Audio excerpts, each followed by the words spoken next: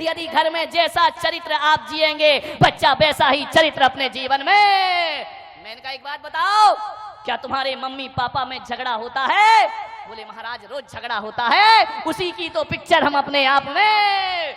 जैसा आप चाहते हैं कि मेरा बच्चा एक आदर्श बच्चा बने, तो माँ बाप से निवेदन है कि तुम्हें भी अपने जीवन में कुछ आदर्श स्थापित करना होंगे। यदि आपका जीवन अच्छा नहीं है, आपके जीवन में यदि पवित्रताएं नहीं है, आपका जीवन यदि अनुशासित और मर्यादित नहीं है, तो ख्याल निकाल दीजिए कि आपकी औलाद मर्यादा पुरुषोत्तम राम बन करके खड़ी होगी। ये केवल एक ख्याली पुलाव है।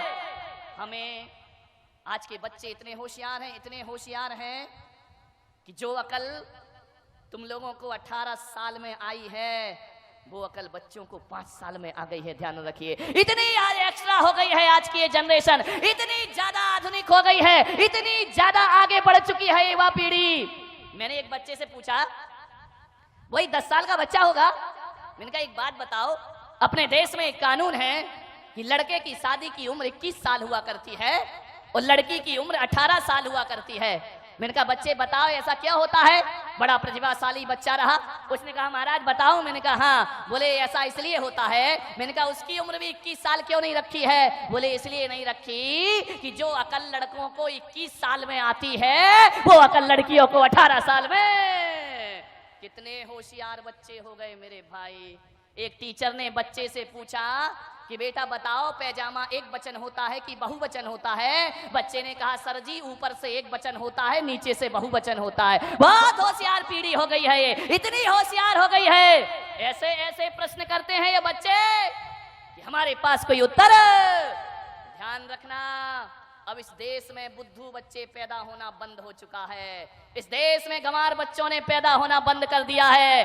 आज बच्चा पैदा होते ही मोबाइल हाथ में ले लेता है, इंटरनेट में जाकर के बैठ जाया करता है, कंप्यूटर। अरे माँ बाप को मोबाइल चलाना नहीं आते हैं।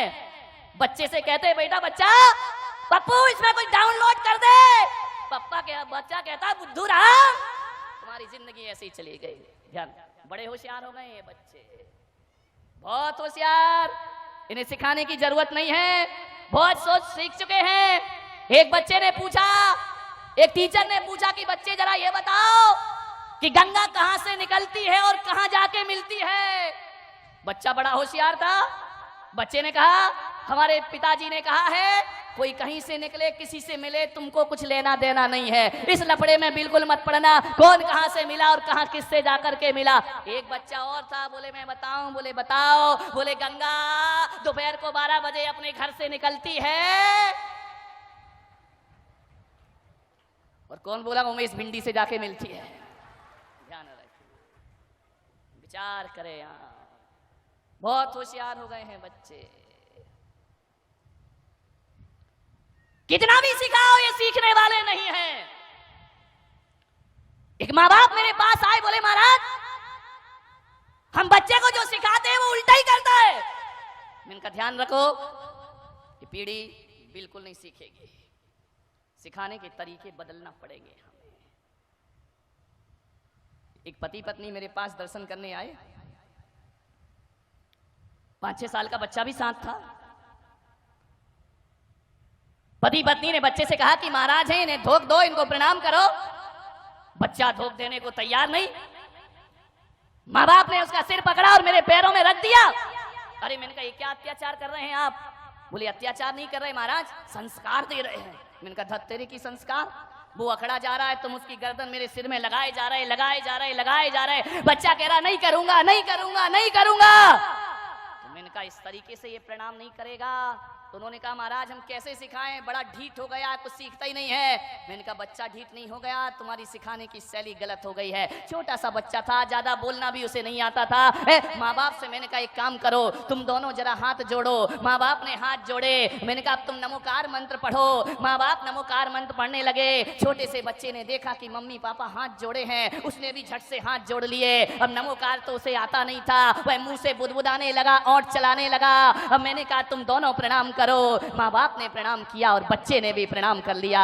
एक बात याद रखना, ग्वालियर वालों में आपसे इतना ही कहना चाहता हूँ, ये बात कहने का इतना ही मेरा मकसद है कि ये पीढ़ी 21वीं सदी की पीढ़ी ये सिखाने से नहीं सीखेगी, ये दिखाने से सीखा करती है। अरे जैसा तुम करोगे वैसा बच्चे करेंगे, जैसा तुम दिखाओगे बच्चे वैसा ही। अब सिखाओ मत, इन्हें करके कुछ दिखाइए। यदि आपने दिखा दिया, मालूम है बच्चे कैसे होते हैं? ये जो कैमरा लगाना मेरे सामने, टीवी का कैमरा, कभी छोटे बच्चों को देखना जो पलंग पे लेटा रहता है, वह बोलता कम है, वह देखता ज्यादा है। छोटे बच्चे किसी भी चीज को बड़ी टकटकी लगा करके देखा करते हैं। हमारी पलकें झपक जाएं लेकिन बच्चों की पलकें नहीं झपका करती हैं, बड़ी टकटकी लगा के देखते रहेंगे, देखते रहेंगे। आप सोच रहे हैं कि ये देख रहा है, अरे वो देख रहा नहीं, वो इस कैमरे की तरह निगाहें टकटकी लगा करके देख रहा है। और जो जो बच्चा देख रहा है वो उसके दिमाग में रिकॉर्ड होते चले जाता है, और जो जो रिकॉर्ड होता है वही उसका व्यवहार। अभी कैमरा मुझे देख रहा है, बिल्कुल टकटकी लगाई, यहाँ वहां नहीं देख रहा है, और अभी कुछ नहीं बोल रहा, चुपचाप खड़ा है। और जब मैं चुप हो जाऊंगा फिर ये बताएगा कि मैंने कैसा एक्शन किया, मैंने क्या बोला। अरे कैमरा अपनी तरफ से कुछ नहीं बोलता, जो बोलता है वह हमारे को देखकर बोलता है। और बच्चे अपनी तरफ से कुछ नहीं सीखते, जो भी सीखते हैं वह परिवार को देख करके सीखा करते हैं, हमारे व्यवहार को देख करके सीखा करते। हमारे घर में कैसा व्यवहार, एक पति बार बार झुंझलाएगा, बात बात पर उत्तेजित होगा। मैं आपसे पूछता हूं, सोचो बच्चा क्या रिकॉर्डिंग करेगा। एक बात ध्यान रखिए, जब तक औलाद नहीं हुई है तब तक जो करना है कर लो, और जिस दिन किसी औलाद को जन्म दे दो तो माँ बाप बनने का रोल अदा आपको करना चाहिए, शिक्षक बनने का रोल अदा आपको करना चाहिए। माँ की गोद बच्चे की प्रथम पाठशाला हुआ करती है। स्कूली ज्ञान के भरोसे मत रहना। स्कूलों में तो केवल डिग्रियां पकड़ा दी जाएंगी, स्कूलों में डॉक्टर बनाया जाएगा, इंजीनियर बनाया जाएगा, वकील बनाया जाएगा, स्कूलों में आईएएस आईपीएस अफसर बना दिया जाएगा। लेकिन ध्यान रखना, स्कूलों में डिग्रियां मिलेंगी, तुम्हारे बेटे को डॉक्टर इंजीनियर बना देंगे, लेकिन एक बात ध्यान रखना, स्कूल की शिक्षा डॉक्टर और इंजीनियर बनाती है, माँ बाप की शिक्षा एक अच्छा इंसान बनाया करती है। आप अपने बच्चे को अच्छा इंसान बनाइए, एक आदर्श व्यक्ति बनाइए। कैसा जीवन है? एक दादाजी को बच्चा जवाब दे देता है, क्या संस्कार हैं आपके घर में? विचार करिए, सोचिए आप। एक दादाजी को बच्चा जवाब दे रहा। मैंने दादाजी से कहा कि दादाजी ये जवाब दे रहा है आपको। बोले क्या करूं महाराज, सुनता ही नहीं है। एक बोलो तो हजार सुनाता है। मैंने कहा तुम कैसे दादाजी हो? बोले महाराज पूरे जीवन में मेरे बच्चे ने कभी मुझे जवाब नहीं दिया होगा, जो पोता मुझे जवाब देता है। मैंने कहा एक काम करो, जब ये तुम्हें अनर्गल बोले, जब तुम्हें जवाब दे, एक चांटा गाल में जोर से बच्चे को मार देना चाहिए। बोले महाराज कई बार मन होता है लेकिन मारने की हिम्मत नहीं होती। मैंने कहा क्यों? बोले मुझे डर लगता है कि बच्चा पलट के मुझे चांटा ना मार दे। आप सोचिए, विचार करिए, क्या संस्कार दिए हैं आपने। अरे तुम्हें दादाजी होने का हक किसने दे दिया कि एक पोते से आपको डर लगता है? नहीं मेरे भाई, ऐसे बच्चे एक आदर्श व्यक्ति तो नहीं बन सकते हैं।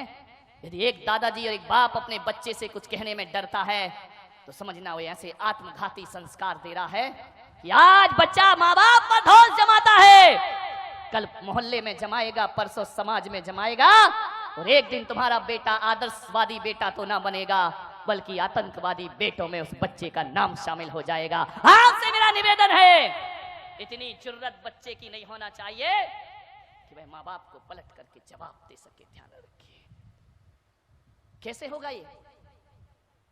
जब पति पत्नी रात दिन झगड़ते रहेंगे, लड़ते रहेंगे, जब आप अपने माँ बाप को जवाब देंगे तो औलाद भी तुम्हें जवाब देगी। ध्यान रखिए, बच्चे वही करते हैं जो तुम करते हो। ध्यान रखिए, आप सोचते हो कि बुढ़ापे में हमारा बच्चा हमारी सेवा करे, एक अच्छा बेटा बने, तो आपसे मेरा निवेदन है कि आज से ही अपने घर में बुजुर्गों का सम्मान करना सीख जाइए। अरे मैं कहता हूं कि अपनी भाषा पर विशेष ध्यान दीजिए। आदमी इतनी अनर्गल भाषा बोलता है कि वह भाषा एक दिन उसकी आदत बन जाती है, और ये आदत ब्लड में जाकर के घुल जाते हैं संस्कार, फिर वही उसकी जिंदगी बन जाती। आदर्श व्यक्तित्व बनिए, भाषा का एक आदर्श होना चाहिए। ऐसा परिवार बनाओ ऐसा माहौल बनाए माताएं कि बड़ों से ही आप कहना ना सीखें, बल्कि बच्चों से भी आप कह करके बातें करें, बच्चों में भी जी लगा करके बातें करें। अरे बच्चों की बात तो छोड़ो, मैं तो कहता हूं कि तुम्हारे घर में जो नौकर रहता है ना, उससे भी इज्जत से पेश आइए। इज्जत से पेश आएंगे ना तो नौकर ये नहीं कहेगा कि हर साल मेरी तनख्वाह बढ़ाओ। यदि सम्मान दोगे तो उतनी तनख्वाह में भी आनंद के साथ जी लेगा, आपकी इज्जत करेगा, आपका सत्कार करेगा। इज्जत से पेश आइए, ऐसे शब्द ना बोले। मैं बड़े आदर के साथ बहुत बहुमान देता हूं कि जैन समाज में एक समाज ऐसी है जिसने आज भी अपनी भाषा की सभ्यता नहीं खोई है, और इतनी अच्छी भाषा उनके घरों में बोली जाती है।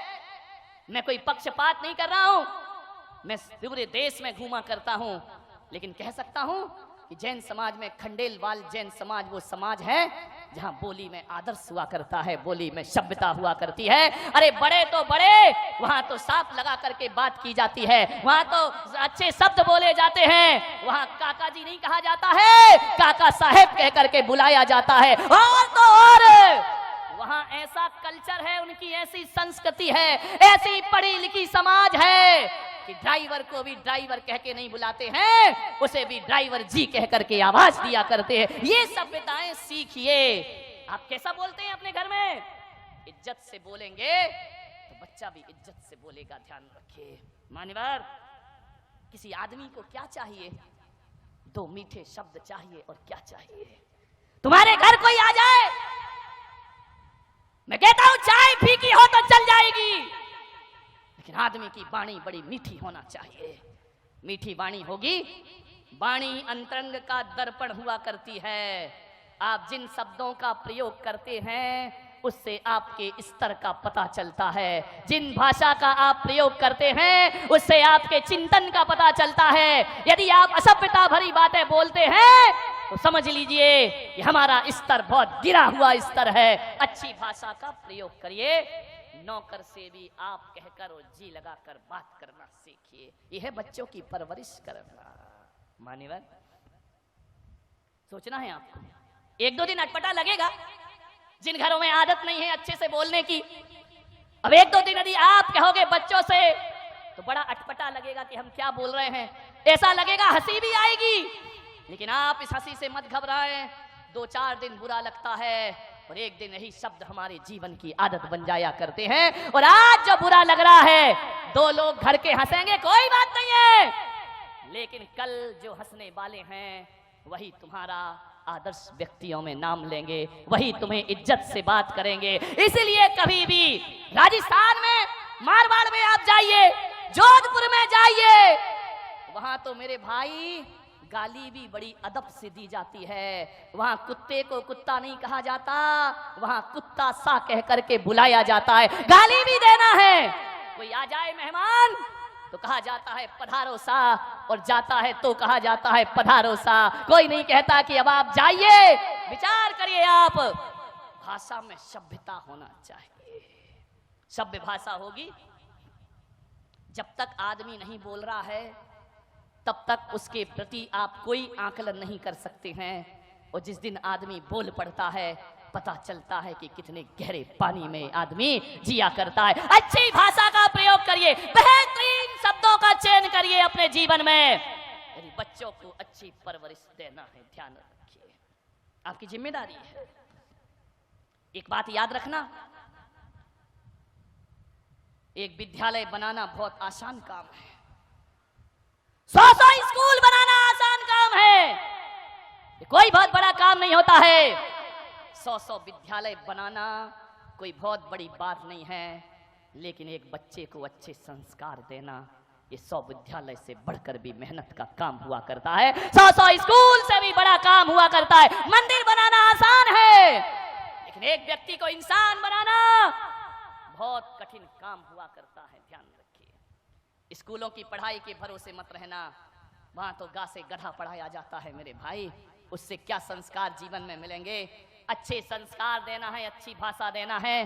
स्कूलों में जाओगे तो आ से अनार पढ़ाया जाएगा, सा से सड़क पढ़ाई जाएगी, दा से दवात पढ़ाई जाएगी। स्कूलों की पढ़ाई में यही तो पढ़ाया जाता है बचपन से, और क्या सिखाया जाता है।